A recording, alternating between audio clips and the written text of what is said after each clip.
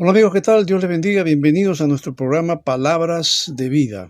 En esta oportunidad quiero compartir con ustedes un tema que lo he titulado Sabios en nuestra manera de vivir, basado en el Salmo 90, versículo 12, que dice: Enséñanos de tal modo a contar nuestros días que traigamos al corazón sabiduría.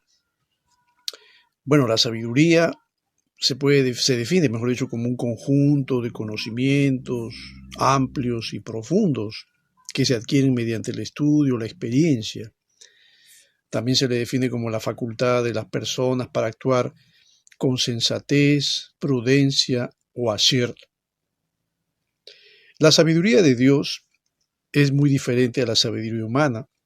La sabiduría de Dios emana de Dios mismo y generalmente la adquirimos a través de su palabra. Cuando estudiamos la Biblia, cuando entendemos a través de ella la voluntad de Dios y la aplicamos en nuestra vida, entonces estamos siendo sabios ante los ojos de Dios. Y esto es importante tomar en cuenta, porque hay un tipo de sabiduría humana, como ya mencionábamos, que puede ser a través de los conocimientos de diversas disciplinas, diversos conocimientos, de que uno puede profundizarlos, puede tener un conocimiento amplio de alguna disciplina, profundizarlo. Y bueno, obviamente que estos también se adquieren a través aparte del estudio, de la experiencia, como ya mencionamos. Sí, pero no estamos hablando acá de la palabra, simplemente estamos hablando de conocimientos de diversa índole. En cambio, la sabiduría de Dios es muy diferente porque tiene que ver con Él, tiene que ver con su voluntad, tiene que ver con que nosotros conozcamos su palabra y sepamos aplicarla en nuestra vida. Bueno, me llamó mucho la atención, por ejemplo, la historia de un rey, de, de un personaje que realmente su actitud fue bastante irrisoria con respecto al café. Se dice que ni siquiera algunos reyes, portadores de la dignidad más majestuosa, se libran de inscribir su nombre en los anales de la historia de la estupidez humana. Y este fue el caso de Gustavo III de Suecia, un monarca que detestaba el café, hasta el punto de creer que se trataba pues de una bebida letal y que su consumo prolongado podía causar la muerte. Y para demostrarlo, se le ocurrió una absurda idea. Condenó a un reo de asesinato a ser ejecutado lentamente, bebiendo 12 tazas de café diarias, mientras un grupo de médicos iba comprobando su progresivo deterioro físico. Pero el soberano nunca vio el desenlace del experimento, ya que murió casi 10 años después, en el año 1792.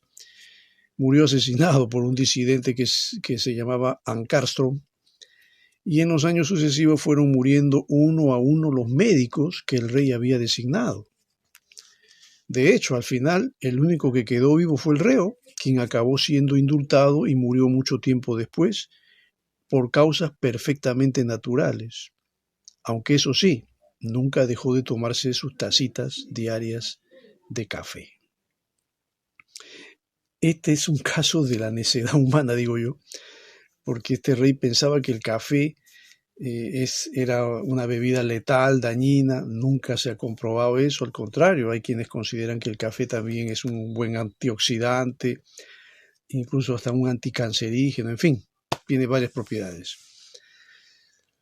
Ahora que estamos hablando de la sabiduría, yo quiero enfocarme un poco en la sabiduría que, como ya dije, menciona la palabra, en contraposición con la sabiduría humana. Por ejemplo, la sabiduría humana cree que el Evangelio es locura, como dice el apóstol Pablo ahí en el capítulo 1, verso 18 de 1 Corintios, dice: porque la palabra de la cruz es locura a los que se pierden, pero a los que se salvan, esto es a nosotros, es poder de Dios. Ahí te vas a dar cuenta entonces que el ser humano, en su análisis, en su estudio de la palabra de Dios, si es que no tiene a Dios en su vida, va a considerar que la palabra de Dios es locura, es tontería, es ficción. Y ahora estamos viendo que hay una una gran influencia de la ciencia ficción a través de las películas que estamos viendo, a eso sí le dan crédito, pero a la palabra de Dios no, a pesar que la consideran ficción. La sabiduría humana no puede conocer a Dios, es decir, que a través de ella es imposible que el hombre pueda conocer al Dios verdadero. Como dice el versículo 21, pues ya que en la sabiduría de Dios el mundo no conoció a Dios, mediante la sabiduría agradó a Dios salvar a los creyentes por la locura de la predicación, ¿no? En la sabiduría de Dios, Dios considerando que el mundo, lamentablemente, no puede conocer a Dios por medio de la sabiduría humana. Entonces, ¿qué ha hecho Dios? Dios proveyó otro medio, que es salvar a los creyentes, salvar a los hombres, a los que creen en Dios, por la locura de la predicación. Ahora, Pablo dice aquí la locura de la predicación porque es así como el mundo la consideraba en ese entonces. La sabiduría humana va a ser avergonzada. Sí, porque como ya hemos dicho, por medio de ella no se puede conocer a Dios. Y si es así, pues entonces está destinada a ser avergonzada. El verso 17 de este mismo capítulo dice, sino que lo necio del mundo escogió Dios para avergonzar a los sabios. Y lo débil del mundo escogió Dios para avergonzar a lo fuerte. Es decir, que lo necio del mundo, los que son, digamos, para el mundo, la iglesia es así, estamos hablando de necios. Para ellos la iglesia son un grupo de gente que no tiene realmente trayectoria, no tiene un derrotero normal de acuerdo a los estándares del mundo, y más bien consideran que la gente del mundo, de la iglesia, son gente necia, ¿no? Lo necio del mundo escogió Dios ¿para qué? Según la perspectiva humana, para avergonzar a los sabios del mundo, los sabios entre comillas, ¿no? El mundo considera que tiene gente sabia, pero en conocimientos humanos, mas no en el conocimiento de Dios. Y para el mundo, la iglesia es un grupo de gente necia, es un grupo de gente débil, pero Dios escogió a estos débiles del mundo para avergonzar a los que son fuertes, entre comillas, hablando de la gente del mundo, hablando de los sabios del mundo. Otra cosa importante es que hay que ver que la sabiduría humana solamente busca el conocimiento y busca la elocuencia, nada más que eso. No buscan a Dios, para nada. El apóstol Pablo dice, por ejemplo, en 1 Corintios, en el capítulo 2, en el versículo 1, que Pablo le dice a la iglesia de Corinto, así que hermanos, cuando fui a vosotros para anunciaros el testimonio de Dios, no fui con excelencia de palabras o de sabiduría, ¿no? Él consideraba que el contexto en el que estamos hablando, el contexto en el que estamos nosotros dirigiéndose, o sea, Pablo está hablando de la iglesia de Corinto, que es una iglesia de un contexto griego, y eran generalmente personas que estaban muy dadas a escuchar cosas nuevas, cosas novedosas, sabiduría humana. Pablo dice, yo no he ido con ustedes con excelencia de palabra, no he ido con elocuencia, no he ido con sabiduría de los hombres, sino él dice, verso 4, que ni su palabra ni su predicación fue con palabras persuasivas de humana sabiduría. Esto hay que tenerlo bien en claro, ¿no? Porque hay quienes creen que la elocuencia también debe ser parte de la predicación. No estoy en contra de eso. Yo creo que la elocuencia tiene su lugar, pero la predicación de la palabra de Dios es otra cosa. Mira, Dios no necesita un tipo elocuente para transmitir su palabra. Lo ideal sería que sea elocuente, pero a veces Dios no necesariamente necesita un tipo elocuente para transmitir su palabra, porque la palabra de Dios es poder de Dios. Y la palabra de Dios puede ser transmitida por una persona que aún necesariamente no tiene mucha instrucción, pero si Dios está usando ese hombre o esa mujer, Dios se va a glorificar a través de esa persona, sin necesidad de que tenga mucha elocuencia. Porque la sabiduría de Dios se manifiesta con el poder y el espíritu de Dios, que es muy diferente a la sabiduría de los hombres. Eso es lo que hay que tener en cuenta. La sabiduría humana genera una fe más de tipo humanista. No genera una fe en Dios, sino genera fe, sí, pero ¿en quién? Fe en el hombre, fe en la ciencia, fe en los conocimientos humanos, fe en los logros humanos, pero no fe en Dios. Por eso Pablo dice y enfatiza el verso 5 cuando dice, para que vuestra fe no esté fundada en la sabiduría de los hombres, sino en el poder de Dios. Esto es lo que el apóstol enfatizaba muy bien, sobre todo en un contexto donde los griegos buscaban más sabiduría humana, pero acá Pablo le está diciendo a la iglesia de Corinto que la fe que ellos tienen no está fundamentada en la sabiduría de los hombres. Olvídense de Platón, olvídense de Sócrates, olvídense de Aristóteles, olvídense de los filósofos griegos, que nadie duda que han hecho aportes buenos, pero la fe que salva no está fundada en el conocimiento de ellos, está fundada en el poder de Dios, dice el apóstol. La sabiduría humana no da esperanza a nadie. La vida es vacía. Sí, porque en realidad los hombres, bueno, yo he leído la filosofía de algunos escritores, de algunos filósofos, las ideas, los conceptos filosóficos, pero la verdad no todos ellos enrumban hacia un mismo fin. Es más, yo hace unos años leí un artículo que hubo un congreso en Europa sobre el concepto de la verdad. ¿Qué es la verdad? Invitaron a muy buenos expositores, la mayoría eran filósofos, para que diserten acerca de lo que es la verdad, y todos dieron sus puntos de vista sobre la verdad, pero la verdad al final nadie llegó a un punto en común. Es decir, cada uno anunciaba su propia verdad. Te das cuenta entonces que la sabiduría de los hombres no arriba a nada que pueda darle esperanza al hombre.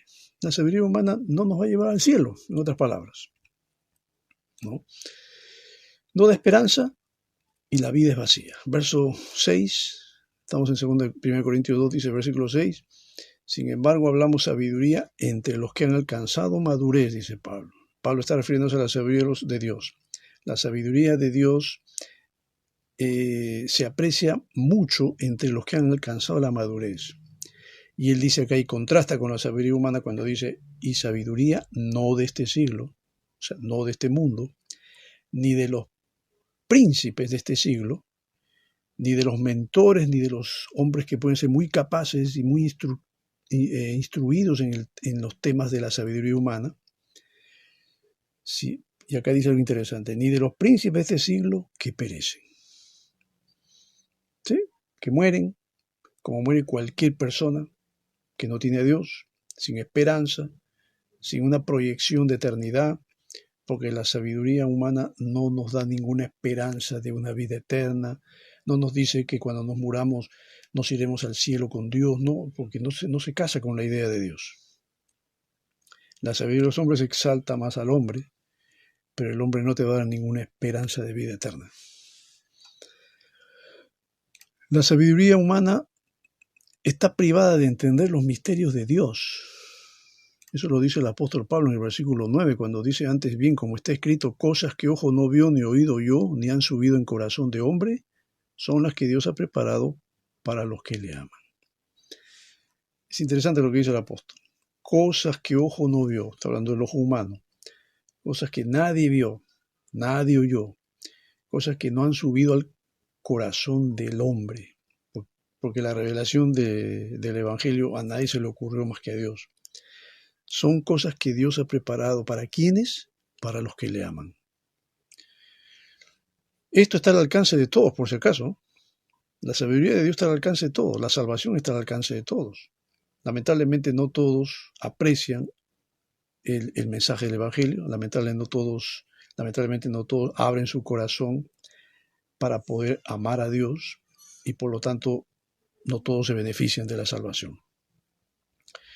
Sí, Cristo murió por la humanidad para que se salve, pero lo paradójico es que no todos se salvan. ¿Y por qué no se salvan? Porque no creen. Porque el hombre que está imbuido de sabiduría humana, de conocimientos humanos, del hombre que cree que lo sabe todo y que cree que puede cuestionar a Dios y se puede poner al nivel de Dios, ese tipo nunca va a acceder a la salvación de Dios porque va a rechazar. Es más, no va a creer en Dios. El hombre puede haber llegado a conocer tantas cosas y haber logrado tantas cosas en la vida que puede llegar a considerarse Dios. Sí. Como ha habido, y hay muchos que así se consideran a sí mismos como Dios, pero con D minúscula, ¿no? son diosesitos. Sí, está privada la sabiduría humana de conocer los misterios de Dios. No pueden conocer el Evangelio, no se puede conocer por medio de la ciencia a Cristo, por ejemplo. Los científicos, por medio de sus análisis y estudios, no pueden llegar a conocer al Dios verdadero y llegar así a la conclusión de que Cristo salva, por ejemplo. No, porque Dios no le ha dado a la sabiduría de los hombres este tipo de acceso, es decir, de que la sabiduría humana pueda conocer a Cristo. Es imposible, no se ha dado. Es la revelación de Dios que llega al corazón del hombre y es a través del Espíritu Santo, quien le hace entender al hombre acerca del Evangelio y de quién es Cristo y qué es lo que hizo Él por la humanidad. Y podemos decir también que la sabiduría humana está destinada pues a ser destruida. ¿Sí?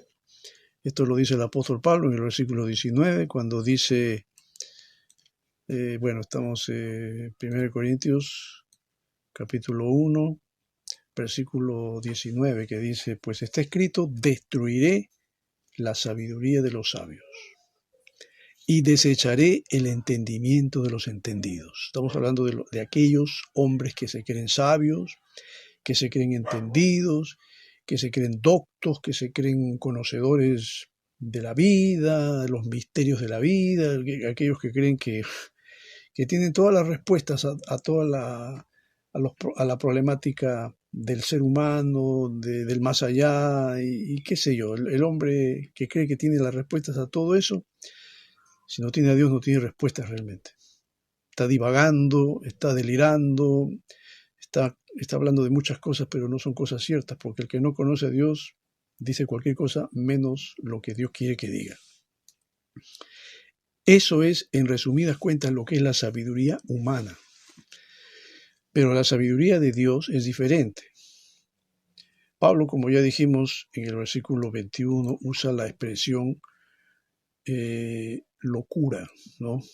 Cuando dice allí, pues ya que en la sabiduría de Dios el mundo no conoció a Dios mediante la sabiduría, es decir, el mundo no puede conocer a Dios mediante la sabiduría humana, agradó a Dios salvar a los creyentes por la locura de la predicación.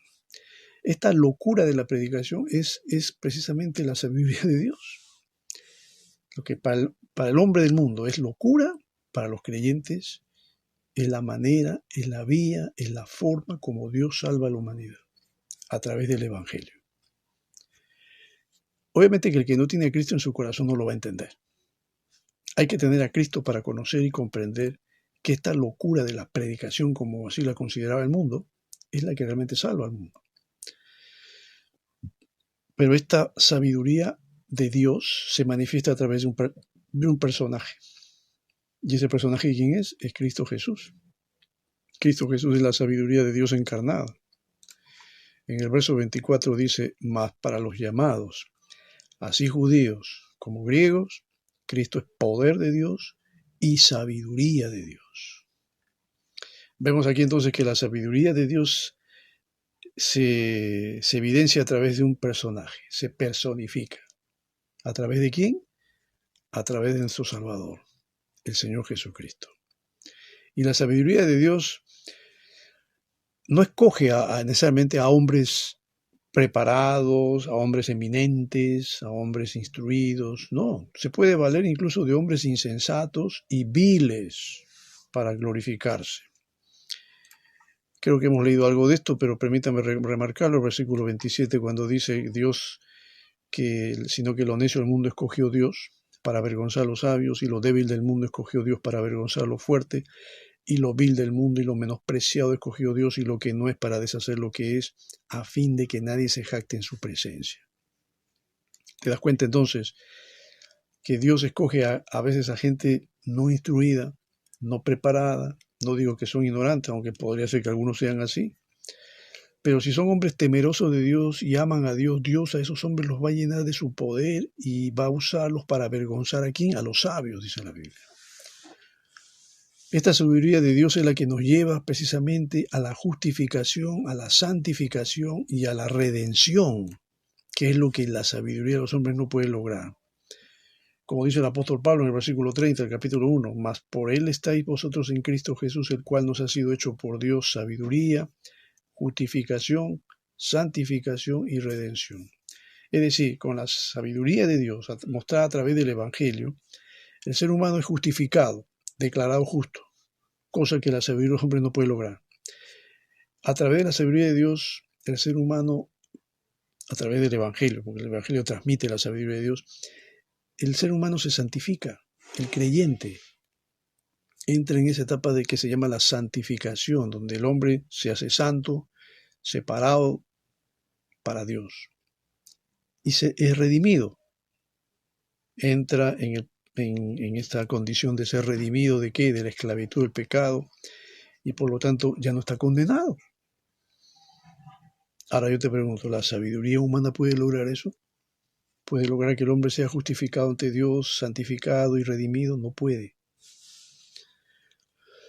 Por la sabiduría humana puede lograr muchas cosas, ¿eh?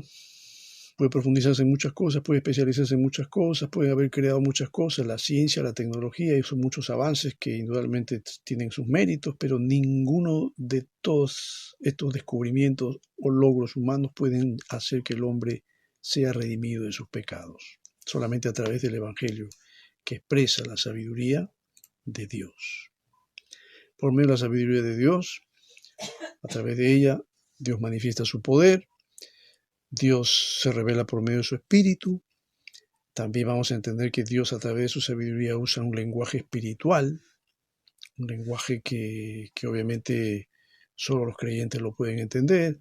El que posee esta sabiduría tiene la capacidad de discernir y juzgar en términos espirituales.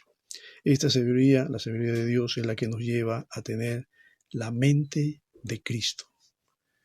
Y esto lo dice precisamente el apóstol Pablo, ahí en el versículo 16, cuando dice que nosotros tenemos precisamente la mente de Cristo. ¿No? Estoy en el capítulo 2, capítulo 2, 1 Corintios, capítulo 2, versículo 16. Porque ¿quién conoció la mente del Señor? Pregunta Pablo. ¿Quién le instruirá al Señor? ¿Qué humano le va a instruir a Dios? Mas nosotros tenemos la mente de Cristo. Entonces, para poder entender a Dios y entender su voluntad perfecta, tenemos que tener una mente adecuada para eso. Es la mente de Cristo. Aquellos que son seguidores de Cristo, aman a Cristo, se consideran discípulos de Cristo, tienen esa condición y pueden comprender entonces la voluntad de Dios para sus vidas. Esto es importante. Este contraste que les he hecho, aunque yo sé que esto puede ser mucho más amplio todavía, pero por razones del tiempo no podemos extendernos más, pero podemos comprender entonces que la sabiduría humana es diferente a la sabiduría de Dios. La sabiduría humana se adquiere a través de conocimientos, a través de la experiencia. La sabiduría de Dios viene por revelación. ¿Y la revelación dónde está? En la palabra de Dios. ¿Y quién es la revelación máxima de Dios? Es el Señor Jesucristo. El que tiene a Cristo tiene la sabiduría de Dios y logra estas condiciones que ya mencioné hace un momento de ser justificado, santificado y redimido. Cosas que lamentablemente la sabiduría humana no puede lograr. Y esto se manifiesta en nuestro día a día, porque la sabiduría de Dios hay que practicarla. No es cuestión de saberlo, no es cuestión de tenerlo aquí en la cabeza nada más, sino hay que aplicarla y plasmarla en hechos prácticos. Y uno de ellos, permítame leer la historia de un hombre, permítame compartir con ustedes la historia de un pastor. Él se llamó John Harper. Él fue un pastor que murió evangelizando, ¿sabes dónde? En el Titanic. ¿Verdad? Que ahí estos días estábamos viendo las noticias lamentablemente de este pequeño sumergible que quiso llegar hasta las profundidades del mar para poder conocer el Titanic, que está hundido más o menos a unos 2.000, 3.000 metros de profundidad, y lamentablemente implosionó y murieron todos los que estaban ahí. Sí, bueno, hay cosas que se están investigando sobre eso, pero bueno, yo me ubico más en el hecho histórico de aquel famoso transatlántico que en su primer viaje de inauguración se hundió. Pero me llamó mucho la atención de este hombre llamado John Harper, un predicador escocés. Él tenía una hija que se llamaba su hija Nana, de 6 años. Ambos se encontraban a bordo del barco que tras hundirse, esto fue el 14 de abril de 1912, se calcula que murieron 1.500 personas. 4 años antes, la esposa de Harper había fallecido, dejándole a su hija, su niña, que se llama Nana, que tenía 6 años. Y el motivo de su viaje en el Titanic era predicar en una de las iglesias más grandes de los Estados Unidos de la época, la iglesia de Moody en Chicago. Y la iglesia estaba esperando su llegada, no solo porque iba a predicar una serie de mensajes, inclusive oficialmente estaba aceptado a que se convirtiera en un pastor ahí en Estados Unidos. Harper era conocido pues como un orador interesante, había pastoreado 2 iglesias en Reino Unido, en Glasgow, en Londres, y su estilo de predicación era apropiado para un evangelista, como lo atestiguan las palabras pues, de un pastor amigo. Decía, era un predicador del aire, utilizado para hablar a grandes audiencias. Él tenía una gran comprensión de las verdades bíblicas que le permiten hacerle frente con éxito a todos los ataques en contra de la fe. Bueno, cuando el Titanic golpeó el iceberg, Harper, como una medida de precaución, puso a la niña en uno de los botes salvavidas, dejándola al cuidado de un primo mayor que también los acompañaba en el viaje. Esa medida de precaución le salvó la vida a Nana Harper, una niña que murió pues en el año 1986, murió a la edad de 80 años. Cuando el agua empezó a hundir el barco, Harper empezó a gritar. Y él dijo que las mujeres, los niños y los no creyentes, decía él, suban primero a los botes salvavidas. Y cuando Harper oyó a un hombre rechazar su llamado a aceptar a Jesús, éste le dio el chaleco salvavidas que llevaba y le dijo, esto lo necesita más que yo. Hasta el último momento que estuvo a bordo del barco, Harper instó a la gente a entregar su vida a Jesús. 4 años después que se hundió el Titanic, durante una reunión, un sobreviviente del Titanic contó su primer contacto con Harper en medio de las aguas heladas del Atlántico. Él declaró que él se aferraba a un pedazo de madera cuando Harper nadó hacia él y le dijo, cree en el Señor Jesucristo y serás salvo. Pero el hombre rechazó la oferta en su primer momento. Sin embargo, al oír nuevamente cree en el Señor Jesucristo y sabiendo que estaba solo, a la deriva y con 2 millas de agua bajo sus pies, él aceptó creer en Jesús. Poco después el sobreviviente vio a Harper que sucumbió ante el frío y se hundió, dijo el hombre en la reunión de los sobrevivientes, diciendo simplemente, yo soy el último convertido de John Harper. Nana, la hija de Harper, fue rescatada y enviada de vuelta a Escocia, donde creció, se casó con un pastor y dedicó su vida al Señor. John Harper nació en un hogar de padres cristianos el 29 de mayo de 1872. Fue en el último domingo de marzo de 1886, cuando tenía 13 años de edad, que recibió a Jesús como el Señor de su vida. Y ya desde muchacho comenzó a predicar, unos 4 años después, cuando tendría unos 17 años, y empezó a predicar, bajaba a las calles de su pueblo y predicaba a los hombres a que se reconciliaran con Dios. Este hombre ya desde niño ya comprendió la palabra de Dios, comprendió la sabiduría de Dios, esa sabiduría que viene de lo alto, que la empezó a aplicar en su vida desde muy pequeño, desde joven, siendo adulto y hasta el momento final. Yo sé que en la película El Titanic no se habla de Harper, no se va a hablar de él seguramente porque no lo consideran importante ni necesario. Pero yo considero que la vida de este hombre ha sido importante y que en esos instantes previos, antes de que él muera, él consideró de que la única manera, ya que no nos vamos a salvar de esto porque no vamos a morir todos, hay que salvar las almas. Y seguramente salvó a algunos, como el caso del hombre que dio su testimonio, porque él consideraba que esa es la sabiduría, la única sabiduría que va a darnos acceso al reino de Dios. Y solamente a través de Cristo, tú, yo y cualquier persona puede tener acceso al reino de Dios. Si tú crees en Jesucristo, si tú aceptas a Cristo en tu corazón, si tú crees que Jesucristo murió por tus pecados y lo recibes en tu corazón como Salvador de tu vida, tú también tendrás acceso a esa salvación eterna, la cual predicaba Harper, la cual predicaron los apóstoles, y fue justamente Jesucristo quien nos la enseñó. Y es lo que todavía se sigue predicando, que la única manera de ser salvos es creer en nuestro Señor Jesucristo. Y espero que tú tengas esa experiencia también. Te agradezco por el tiempo que me has permitido compartirte esta enseñanza, esta palabra que espero haya sido de ayuda, bendición para tu vida. Estamos en contacto en una próxima oportunidad.